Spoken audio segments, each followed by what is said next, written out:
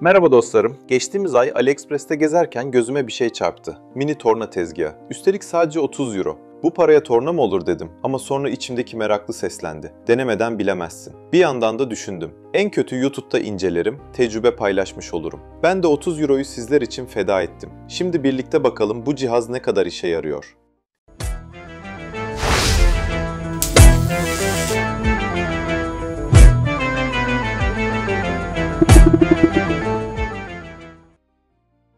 Siparişi 17 Temmuz'da verdim. Ürün Çekya'dan geldi ve 2 gün içinde elimdeydi. Paket sade bir karton kutu ama içeriği epey dolu. Yuvarlak testere, elmas testere, 5 zımpara kağıdı, 7 adet torna bıçağı, montaj aparatları, adaptör ve mini torna cihazı. Ben tam aksesuar paketi sipariş ettim. Şu anki fiyatı 35 euro civarı ama ben kampanyadan 29 euroya almıştım. Cihaz oldukça kompakt. Uzunluğu 35 cm, yüksekliği 8 cm, genişliği 6 cm. Ağırlığı ise yaklaşık 1,5 kilogram. Yani masa üzerinde çalışmak için uygun ama bir torna tezgahı kadar stabil değil. Adaptör üzerinde hız ayarı var. Tahminimce voltajı düşürüp yükselterek motorun hızını kontrol ediyor. Bu da doğal olarak torku da etkiliyor. Hız azaldıkça tork düşüyor. Bu fiyattaki bir cihaz için bu durum tamamen normal.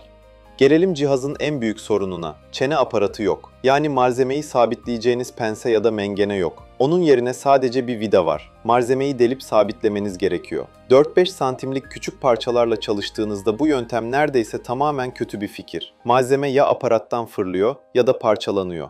Bir diğer alternatif mandrene direkt sıkıştırmak. Ama bu da çok sağlıklı olmuyor. Ben çeşitli malzemelerle denedim. Bahçeden topladığım dallar, düzgün kesilmiş çıtalar, epoksi dökümler. Hiçbiri sağlıklı çalışmadı. Dolayısıyla bu haliyle torna olarak kullanmak oldukça zor.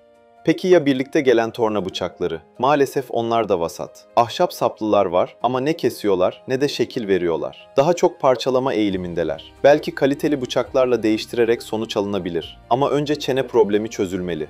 Şimdi testeresine geçelim. Yanında gelen mandren anahtarıyla kolayca monte ediliyor. Normalde gövdenin içindeki kanal çizgisine oturtulması gerek ama ben deneme amaçlı dışarıda kullandım.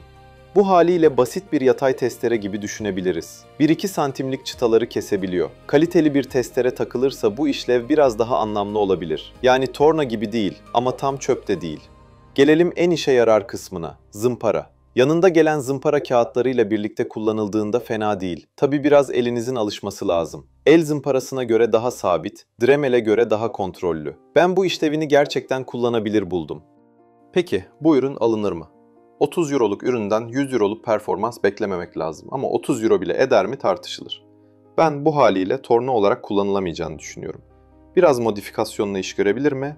Belki. Onu da ayrı bir videoda paylaşırım ama kutudan çıktığı haliyle ne yazık ki başarılı değil. Bu arada önemli bir not. Böyle cihazları koruyucu ekipman olmadan kullanmayın. Ben her denemede maske, gözlük ve eldiven taktım. Sadece videoda kısa bir süreliğine çıkardım. Siz dikkatli olun. Videoyu beğendiyseniz bir like bırakmayı, abone olmayı unutmayın. Bir sonraki incelemede görüşmek üzere. Hoşça kalın.